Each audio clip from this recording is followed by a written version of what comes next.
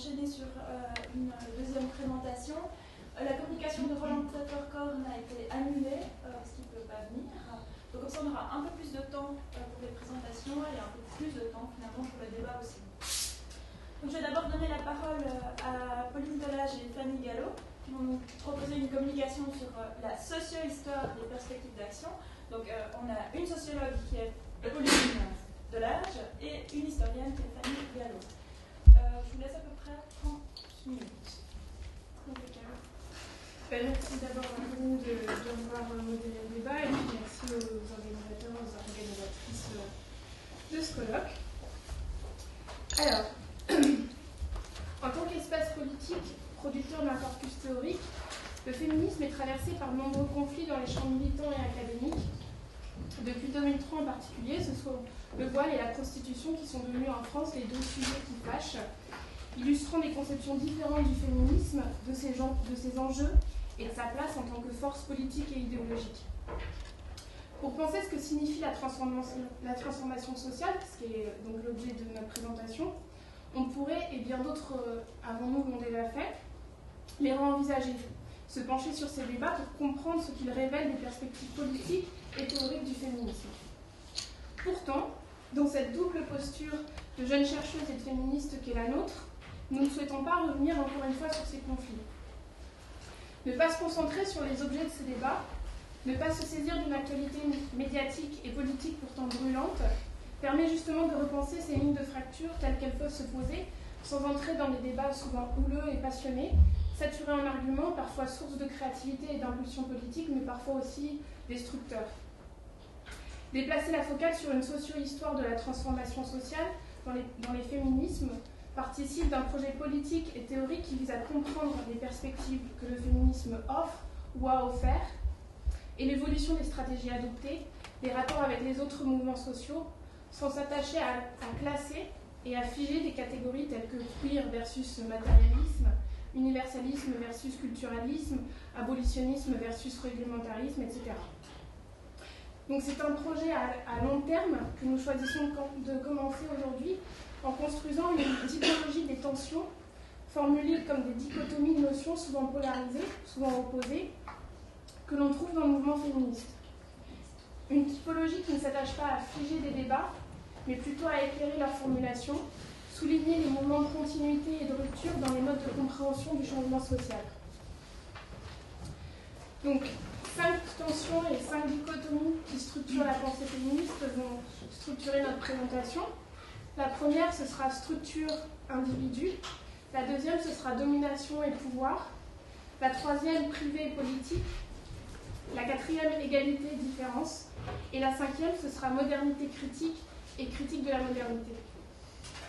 Alors la première tension, structure et individu. Des années 1970 aux années 2000, les féministes envisagent d'une part la libération ou la liberté de décision de chaque femme en tant qu'individu, et d'autre part la transformation fondamentale de la société et son ordre de genre. Pour penser l'émancipation, elles analysent souvent conjointement les dimensions individuelles et collectives des rapports sociaux, mais de façon différente en fonction des contextes d'une part et de leurs projets politiques d'autre part. Au début des années 1970, largement influencées par le marxisme, étant donné l'importance du mouvement ouvrier en France, certaines féministes, comme Christine Delphi, repensent le concept de patriarcat, entendu comme un système fondé sur l'oppression des femmes et la division du travail, qui s'observe dans le travail domestique gratuit, coexistant avec le capitalisme. Dans le même temps, des féministes comme le courant lutte de classe prônent une articulation des deux systèmes qui se résume dans le slogan « Pas de socialisme sans libération des femmes, pas de libération des femmes sans socialisme ». Du côté des théoriciennes inspirées de la psychanalyse, c'est la structure de l'inconscient qu'il s'agit d'interroger pour comprendre comment les identités sexuées se forment. Finalement, ces féministes cherchent à établir une stratégie collective dans laquelle s'inscrivent les individus dont l'émancipation individuelle se trouve limitée tant que les systèmes perdurent. Le passage au néolibéralisme bouleverse les perspectives féministes car certaines thématiques se trouvent instrumentalisées, ce qui participe de la construction d'une norme occidentale fondée sur les principes d'égalité et de liberté. Cela s'observe par exemple dans la promotion d'un modèle individuel de certaines femmes, principalement blanches et des classes dominantes, alors même que l'égalité professionnelle est loin d'être atteinte, en particulier du côté des classes populaires. Ici, c'est l'individualisme qui passe par la réussite individuelle de certaines femmes privilégiées qui est encouragée. Elles sont alors érigées en faire-valoir des logiques capitalistes et patriarcales et s'intègrent parfaitement aux structures qui en assurent la pérennité. En même temps, aux États-Unis, dans les années 80, dans un contexte de mobilisation pour la reconnaissance des identités, s'élabore la théorie queer qui souligne la fluidité des identités de genre et sexuelles et permet de penser les dominés en insistant sur leur capacité d'agir dans les structures. D'autres textes défendent un féminisme dit pro-sexe, montrant comment se redéfinissent les frontières de la légitimité sexuelle et comment les pratiques sexuelles individuelles sont susceptibles de subvertir ces structures imposées. Les contributions emblématiques de ce courant très hétérogène, telles que celles de Gayle Rubin ou de Judith Butler, ont été traduites et ont circulé relativement récemment en France. Leur circulation s'est traduite par le développement de cadres et d'actions féministes qui mettent au centre, dans une perspective radicale, une émancipation individuelle. S'articule dans ces cadres la mise en œuvre pratique d'activités censées déconstruire les genres et des perspectives plus globales visant à la transformation de la société. Dans le même temps, certaines féministes récusent ces nouvelles approches en les considérant comme les produits du néolibéralisme, notamment parce qu'elles les considèrent comme trop individuelles et ne permettant pas de se situer dans une perspective de transformation sociale globale. Le contexte ayant changé, si la tension entre individus et structures subsiste dans les stratégies féministes, elle s'est reconfigurée, déplacée. Donc la deuxième tension qu'on va voir, c'est celle entre domination et pouvoir. Alors, repenser tous les espaces où les femmes sont infériorisées, subordonnées, exploitées par les hommes, le travail domestique, le corps même des femmes, l'espace public, la sphère salariale, etc. Donc, repenser tout ça s'inscrit dans un mode de compréhension des rapports sociaux fondé sur la domination structurelle d'un groupe social sur l'autre. La pensée de la domination est au cœur du féminisme des années 70, qui se décline dans différentes sphères et à différentes époques, qui a donné l'impression, avec la pensée du patriarcat, d'une universalité anhistorique, c'est-à-dire qui serait uniforme tout au long de l'histoire. Sans déterminer pourquoi en deux mots, ni pourquoi en un seul mot, la domination des hommes sur les femmes est productrice de la division du travail, des inégalités, d'identités différenciées. Comprendre la domination participe donc à dévoiler les mécanismes de production et de reproduction des rapports sociaux, sans nécessairement laisser place à une pensée de la capacité d'agir des individus en dehors des luttes sociales et de l'organisation collective qui vise à bouleverser radicalement ces rapports. L'approche par la domination a ainsi été remise en cause par deux types de travaux. Les premiers qui visent à mettre en contexte les formes de la domination, et les seconds qui sont issus de théories philosophiques à l'origine non féministes, utilisées et popularisées sur les campus états-uniens, avant de repasser par la France, en plaçant le pouvoir au cœur de la pensée féministe.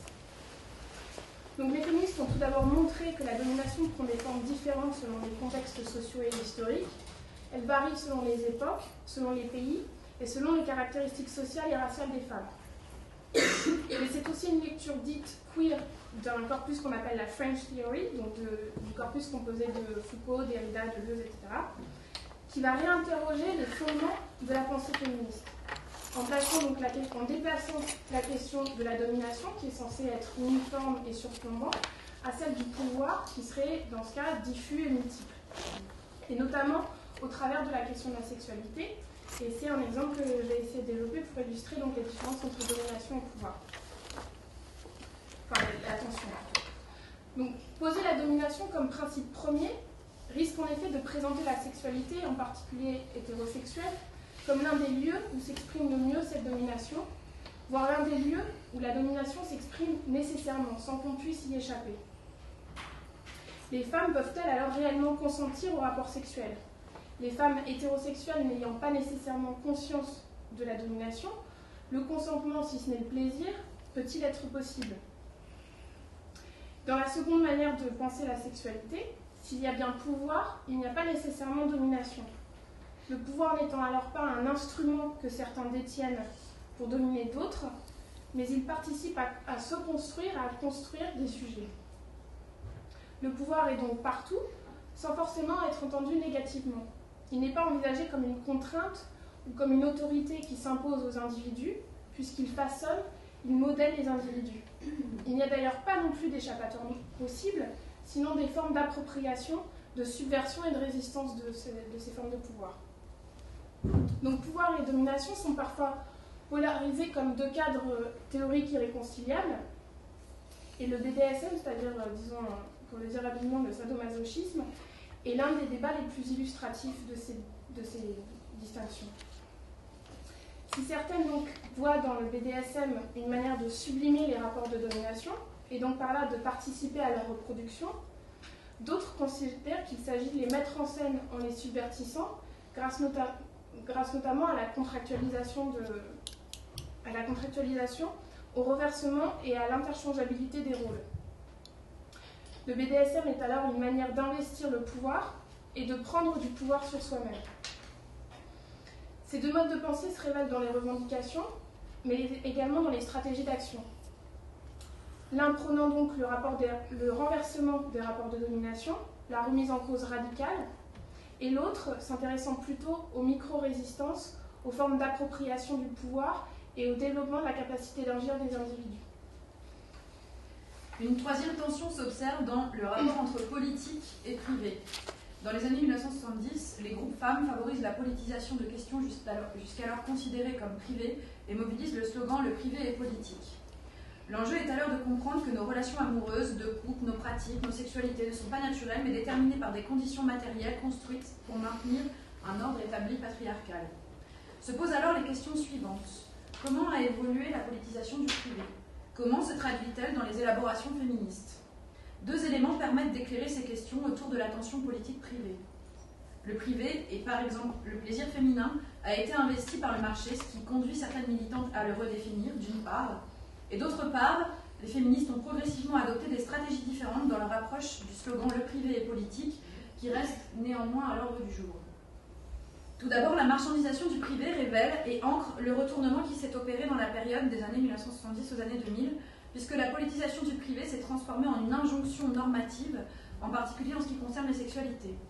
Par exemple, si l'explosion des sextoys est le marqueur de la légitimation croissante du plaisir féminin, elle révèle aussi que pour être in aujourd'hui, pour correspondre aux nouvelles normes concernant la sexualité, il faut y avoir recours. En d'autres termes, le jouisson sans entrave, par ailleurs très tôt dénoncé par les féministes, qui révèle une politisation du privé dans les années 70, s'est finalement dépolitisé dans la marchandisation et s'est transformé en une norme.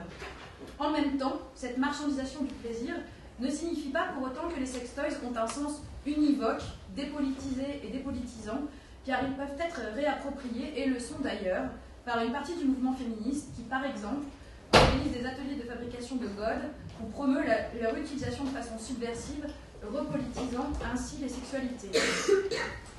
Le deuxième élément, permettant d'expliciter la tension à l'œuvre, se situe dans la manière dont les féministes promeuvent la politisation du privé. Souvent, elle passe par la formulation de revendications en termes de droit et de choix. Dans les années 70, le choix et le droit s'articulent pour faire reconnaître l'avortement comme un problème légitime, digne de l'intervention des pouvoirs publics. Dans le même temps, les féministes mettent en place des avortements clandestins pour soutenir le choix des femmes, qu'elles revendiquent d'ailleurs activement dans la campagne pour le droit. Aujourd'hui, une distorsion s'est produite entre les deux et la politisation du privé passe pour certaines féministes par le droit, comme moteur de la mobilisation, tandis que d'autres mobilisent principalement le choix pour mettre en avant l'autonomie des femmes et leur autodétermination. Les dynamiques enclenchées par le cadrage, par le droit ou par le choix ne sont donc pas exactement les mêmes, puisque la politisation du privé passe d'un côté par l'institution et de l'autre par la formation d'un collectif militant cherchant à s'émanciper sans le truchement de l'institution, ce qui ne signifie pas que les unes et les autres récusent complètement l'autre approche. Par exemple, le choix n'est pas au cœur de la promotion de la loi cadre sur les violences faites aux femmes, qui d'ailleurs ne fait pas l'unanimité dans les associations féministes luttant contre les violences, ces dernières plaçant le choix au cœur de leur pratique d'accompagnement des femmes victimes. Et donc avec l'institutionnalisation du féminisme, les préoccupations se concentrent donc davantage sur une volonté de prévenir, protéger ou soutenir les femmes victimes, ce qui révèle une métamorphose de l'approche de la politisation du privé. Bon, ça va? On va pas trop vite? Non. Alors, pour continuer, on va voir la quatrième tension. Merci, c'est pas moi qui poser la question. Entre égalité et différence. Alors, la tension entre perspectives égalitaristes et différentialistes renvoie à deux sous-types de problèmes. Le premier sous-type, c'est donc la manière dont l'égalité et la différence sont pensées dans le système de genre, c'est-à-dire par rapport aux hommes. Et la deuxième, c'est la manière dont l'égalité et la différence sont pensées dans la relation que le genre entretient avec d'autres rapports sociaux, c'est-à-dire les différences entre femmes. Donc, premier sous-type, la tension entre égalité et différence découle d'une certaine manière du mode de compréhension de la relation entre le genre et le sexe, c'est-à-dire entre le rapport social qui produit et légitime des différences sexuées et, pour le dire rapidement, les organes sexués. L'opposition entre essentialisme et constructivisme est structurante dans le corpus théorique féministe. Il s'agit de comprendre 1. Si le sexe est un donné naturel producteur de catégories d'identité immuable et binaire, ou 2. Si la société construit par les processus de socialisation des rôles sexués, ou encore 3. Si le genre, les rapports sociaux de sexe sont un construit social qui produisent également le sexe. Donc c'est 3 manières de conceptualiser justement le rapport entre sexe et genre. Dans le dernier cas, la représentation et la signification du sexe est produite socialement et historiquement. Mais dans une version qui prend davantage en compte les marges du mouvement féministe, le sexe lui-même n'est pas monolithique, les identités trans et intersexes soulignant justement sa variabilité. Souvent opposés et perçus comme des modèles théoriques et politiques purs, l'essentialisme agissant souvent, en particulier à l'heure actuelle, comme une figure repoussoire pour celles qui se réclament du constructivisme. Ces perspectives, donc essentialisme et constructivisme, sont pourtant bien ancrées historiquement et géographiquement et renvoient ou orientent les actrices vers des stratégies différentes. Faut-il en effet mettre en avant les différences entre hommes et femmes, ou au contraire, faut-il tenter de dépasser ces différences en revendiquant l'égalité, ce qui signifie parfois devoir être traité comme un homme, ou comme des hommes. C'est la tension justement ou l'impasse que Nancy Fraser souligne dans le dernier ouvrage qui vient d'être publié, dont j'ai oublié le nom, donc je ne pourrais pas vous le donner. Mais donc elle souligne justement que cette dichotomie peut parfois conduire à une impasse, le différentialisme risquant d'essentialiser le sujet femme, et les égalitaristes réinstaurant parfois le sujet masculin comme norme. La question du travail de nuit est assez emblématique. Au nom de l'égalité homme-femme, les instances européennes ont réinstauré le travail de nuit pour les femmes. Dans un contexte où les rapports de force entre syndicats et patronat ne permettent pas de remettre en cause le travail de nuit en général, quel type de revendication faut-il alors mettre en avant? On peut se dire qu'il n'y a finalement pas de raison de créer une différence entre hommes et femmes. On peut aussi préférer que les femmes ne puissent pas travailler de nuit dans la mesure où les conditions de travail sont particulièrement pénibles, que les femmes sont parfois des mères et que les tâches domestiques leur incombent toujours. Quel registre argumentaire alors peut-on ou doit-on y opposer? Si l'exemple est assez illustratif, on voit également en quoi les notions même d'égalité et de différence doivent être pensées dans un registre discursif construit historiquement. Que signifie en fait égalité dans un régime néolibéral? Et quelle utilisation a pu être faite ou est faite de la notion de différence? On peut penser que la notion d'égalité est ici instrumentalisée pour saper la protection des salariés et que la notion de différence a quant à elle servi, à un moment donné de l'histoire, à protéger les femmes en tant que salariées, tout en pérennisant effectivement des stéréotypes sexués. Donc le deuxième sous-type qu'on va voir, enfin on va passer au deuxième sous-type, disons. Et là, cette tension nous amène également à poser la question des différences entre femmes, c'est-à-dire à poser la question de l'unicité du sujet femme, ou au contraire de son hétérogénéité, voire même l'existence et la cohérence d'un tel sujet politique. Si le féminisme est constitué en insérant la question des femmes dans l'espace politique, en formulant des revendications par et pour les femmes, certains groupes se sont interrogés sur l'invisibilisation d'autres rapports sociaux dans la pensée féministe. Qui sont en fait ces femmes? Et doit-on les caractériser socialement autrement qu'en tant que femmes? Pour le dire vite, et l'exemple sera un peu caricatural, mais c'est pas grave, qu'est-ce qu'une femme blanche et hétérosexuelle vivant dans les beaux quartiers parisiens a de commun avec une femme migrante, noire, vivant en banlieue? Les féministes luttes de classe ont par exemple, dès les années 70, ajouté la question des classes sociales, de la condition des femmes ouvrières, à des revendications qui tendaient à reproduire un mode d'organisation classiste au sein du féminisme. Et au même moment, les lesbiennes ont également souligné leur double invisibilisation, à la fois dans le mouvement homosexuel et dans le mouvement féministe. Mais c'est sûrement grâce à la circulation de travaux des féministes noires et chicanas états-uniennes, alors même qu'une partie des féministes françaises lutte contre le voile qui est, selon elles, un instrument d'oppression des femmes, sans elles-mêmes interroger leur posture dans un espace racialisé. Donc c'est à ce moment que la question de la multiplicité identitaire des femmes ressurgit. Non seulement cette remise en cause du sujet femme gagne en importance symbolique dans l'espace du mouvement, ce qui permet notamment de légitimer partiellement la question raciale en France, mais elle présente le problème de manière intersectionnelle. Et c'est là les deux apports probablement de cette circulation internationale des idées. Alors la manière intersectionnelle, c'est le fait qu'on constate que les rapports sociaux ne s'ajoutent en fait pas, qu'ils ne sont pas non plus toujours comparables, mais qu'au contraire ils s'articulent, ils s'entrecroisent et se co-construisent, produisant des expériences situées qui prennent sens que dans un contexte spécifique. Dans cette perspective, une fois la question des différences entre femmes posée, comment encore construire des revendications qui posent l'égalité de toutes comme principe premier? Quelle égalité et pour qui et quel sens attribuer à l'égalité? C'est là où la question de l'articulation différence et égalité se pose encore. L'historicisation des perspectives féministes révèle une autre tension, la cinquième, dans le rapport à la modernité étant entendue comme un régime de reproduction et de régulation de la société qui fonde sa légitimité sur la raison pour justement faire société. Le féminisme oscille alors entre modernité critique d'un côté et critique de la modernité. Donc modernité critique, c'est-à-dire que les féministes investissent un mode de cadrage moderne des actions et des revendications sans nécessairement l'interroger, en y ajoutant la question des femmes pour combler ces lacunes. Critique de la modernité, en revanche, c'est une critique des fondements même de la modernité, de son caractère normatif, donc qui sont alors remis en cause. Émergent au XIXe siècle, le féminisme est un modernisme dans la mesure où ses revendications sont largement cadrées à partir d'un principe de rationalité, la référence à la loi, comme pilier d'une mise en ordre social, est constamment convoquée. Le féminisme dit de la première vague milite tout d'abord pour l'octroi des droits civils, puis il s'agit ensuite d'investir toutes les sphères de la société en les déverrouillant grâce aux droits. Pourtant, ce mode de cadrage, rationnel et moderne, est problématique dans une perspective politique et réflexive à au moins deux niveaux.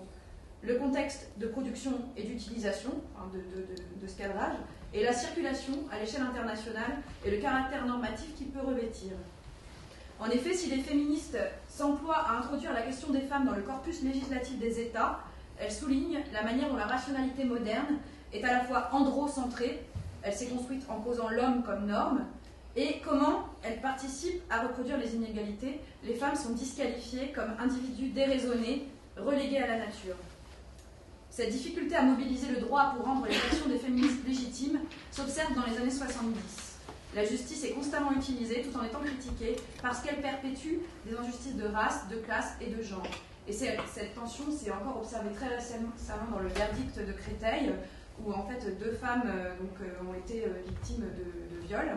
Et en fait, ce qui s'est discuté, ce qui a fait qu'une n'a pas été reconnue victime, c'est qu'elle n'a pas été en mesure de restituer la chronologie rationnelle des événements. Et du coup, ça montre en fait cette tension-là qui peut y avoir. Alors, de la même manière, la notion de choix s'inscrit dans un mode de cadrage moderne libéral, le libéralisme renvoyant ici non pas à une doctrine économique, mais plutôt à une perspective philosophique qui se fonde sur la promotion de la liberté individuelle. Cependant, ces formes contemporaines d'un cadre de pensée moderne, comprenant le droit et le choix, occultent souvent les conditions de possibilité et de mise en œuvre de ces droits, et du choix. Qu'est-ce que le droit à l'avortement quand le système de sécurité sociale ne le rembourse plus? Qu'est-ce que l'égalité des salaires quand hommes et femmes n'occupent pas les mêmes emplois et que les femmes sont toujours encouragées à devenir mères et à s'occuper du soin des autres? Ou encore, qu'est-ce que la pénalisation du viol quand les manières de prouver le viol ne permettent pas à la justice de délibérer? C'est ce que je viens un peu d'expliquer. En outre, la manière dont ces notions de choix et de droit circulent au niveau international découle d'un contexte politique et social, et en particulier de rapports de domination et de pouvoir entre États, ce qui participe à transformer le mode de pensée moderne en référence normative. par le truchement d'instances internationales comme l'ONU, mais aussi le Conseil de l'Europe ou encore l'ONG. Ces notions, donc le choix, le droit, etc., circulent, voire s'imposent d'un contexte local à un autre comme des références normatives censées attester et valider des conditions de vie des femmes.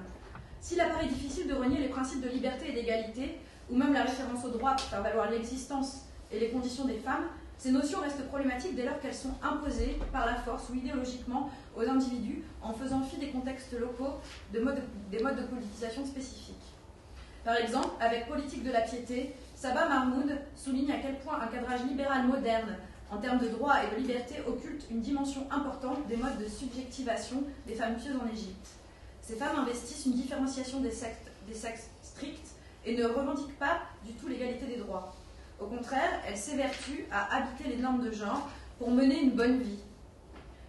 Il est donc nécessaire d'ancrer ces pratiques pour envisager autrement que comme des comportements conservateurs ces donc pratiques, et c'était aussi la critique de la modernité qui peut donc permettre de repenser les féminismes.